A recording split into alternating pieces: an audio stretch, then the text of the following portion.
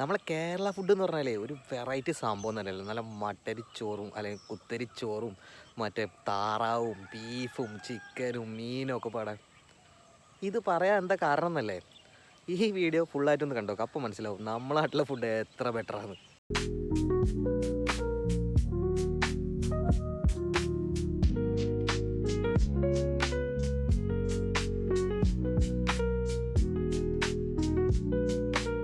കേരളം വിട്ടിട്ടേ കുറച്ചാണ് കയറിയാലേ അവിടുത്തെ കുക്കിങ്ങിൻ്റെ രീതി തന്നെ വ്യത്യാസമുണ്ട്. അവർ സ്വാഭാവികമായിട്ട് ഉപ്പ് വളരെ കുറച്ച് യൂസ് ചെയ്യുള്ളൂ. പകരം എന്താ ചെയ്യണം എന്നുള്ളത് ഒന്ന് കണ്ടോക്ക്.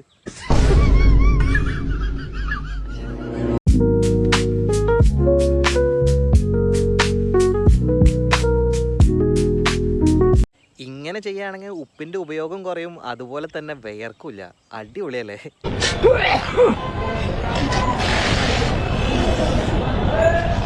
ആശാൻ്റെ നല്ല തിരക്കുള്ള കച്ചവടമല്ലേ, അപ്പോൾ അതിൻ്റെ ഇടയിൽ ഇങ്ങനെ ചെറിയ അബദ്ധങ്ങളൊക്കെ പറ്റും. അത് കാര്യമാക്കണ്ട. അതിൻ്റെ ഇടയിൽ നിന്ന് മാറുക, പിന്നെ പോയിട്ട് ടോയ്ലറ്റിലൊക്കെ ഒന്ന് പോയി വരിക, അതൊക്കെ ഒന്ന് കഴുകി വരിക എന്നൊക്കെ പറഞ്ഞാൽ സമയം പോണ പരിപാടിയല്ലേ ചങ്ങായി. ഇതാകുമ്പോൾ ഒരു കുഴപ്പമില്ല. ഇനി ബിരിയാണിക്ക് കുറച്ച് ടേസ്റ്റ് കൂടുതലുണ്ടെങ്കിൽ അതും കൂടല്ലേ. മറ്റേ പാട്ട് കേട്ടണ്ട, സാമ്പാറിൽ മുങ്ങി തപ്പി നിന്നെ മാത്രം കണ്ടില്ലല്ലോ. ആ പരിപാടി ശരിക്കും ഞാൻ പാട്ടായിട്ടേ കേട്ടിട്ടുള്ളൂ. ഇപ്പം നേരിട്ട് കണ്ട്, നിങ്ങളൊന്ന് കണ്ടു നോക്ക്.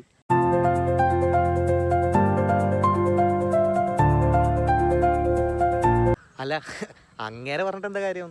പേടിക്കാൻ നിൽക്കുന്ന ആൾക്കാരുണ്ടെന്ന് നോക്ക്. നല്ല പ്രോത്സാഹനമല്ലേ, പിന്നെ പറഞ്ഞിട്ട് കാര്യണ്ടാ. ഇതൊന്നല്ല, ഇതൊക്കെ മേലെ ഒരുത്തനും കൂടെ ഉണ്ട്. ഒന്ന് കണ്ടു നോക്കിട്ടാ.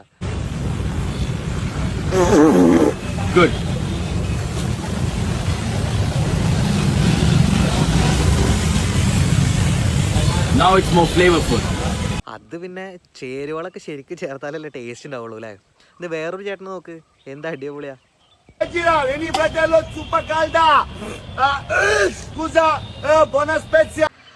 പിന്നെ ഒരു അബദ്ധമായിട്ട് കൂട്ടിയാൽ മതി, കാര്യമാക്കണ്ട. ഒരുപാടുള്ള കാര്യം ടേസ്റ്റ് ഒന്നും മാറ്റൊന്നും വരില്ല എന്ന് വിചാരിക്കാം. അതൊരു സൈഡിൽ നിൽക്കുമ്പോൾ ഇങ്ങനെയും കുറേ ആൾക്കാരുണ്ട്, എന്ത് കുക്കിങ്ങിൽ ഈ ഹാക്ക് യൂസ് ചെയ്യുന്ന ആൾക്കാർ. പശ തീർന്നു പോയി, എന്താ ചെയ്യുക? ഈ അമ്മച്ചീനെ കണ്ട് പഠിക്കുക, വളരെ സിമ്പിളാണ്.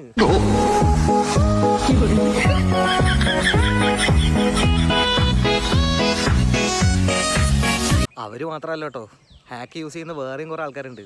സ്പൂണ് സമയത്ത് കിട്ടിയില്ലെങ്കിൽ എന്ത് ചെയ്യുക? അല്ലെങ്കിൽ കൈ കൊണ്ട് വയ്യ, കൈ കടഞ്ഞ് അമ്മമാർ തിരക്കാണ്, അപ്പോൾ എന്ത് ചെയ്യും? അതിന് പറ്റിയ നല്ല ഹാക്ക് നമ്മളെ അടുത്തുണ്ട്, കണ്ടോക്കേ.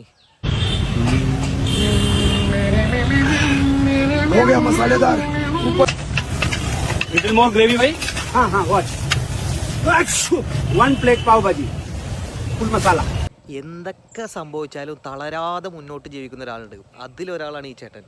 ഒരു കൈയില്ല, പക്ഷെ ചേട്ടന് കുക്കാവാൻ ഭയങ്കര ഇഷ്ടമാണ്. അപ്പം പിന്നെ എന്താ ചെയ്യുക? കണ്ടോക്ക്.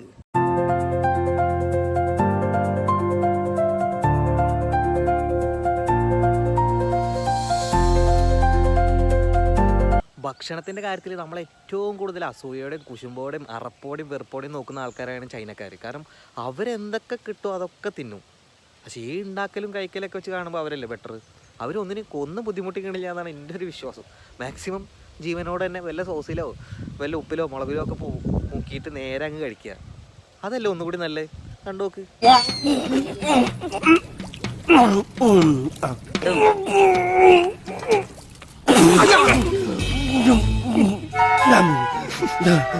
ഇതൊക്കെ എന്ത്?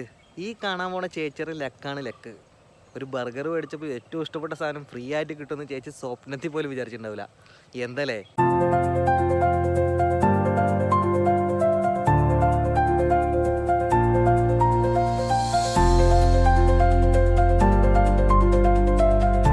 പിന്നെ ഭക്ഷണവും വസ്ത്രമൊക്കെ ഓരോരുത്തരും ഇഷ്ടമാണ്. അത് അവർക്ക് ഇഷ്ടമുള്ള പോലെ കഴിക്കുക. രണ്ട് കാര്യം ശ്രദ്ധിക്കുക. ഒന്ന്, മറ്റുള്ളവരെ ബുദ്ധിമുട്ടിക്കാതിരിക്കുക. രണ്ടാമത്തെ കാര്യം, നിങ്ങൾ എവിടെ നിന്നാണോ ഭക്ഷണം കഴിക്കുന്നത് ആ രാജ്യത്തെ നിയമവും കാര്യങ്ങളൊക്കെ അനുസരിക്കുക. അല്ലെങ്കിൽ വലിയ വില കൊടുക്കേണ്ടി വരും. ഓക്കെ.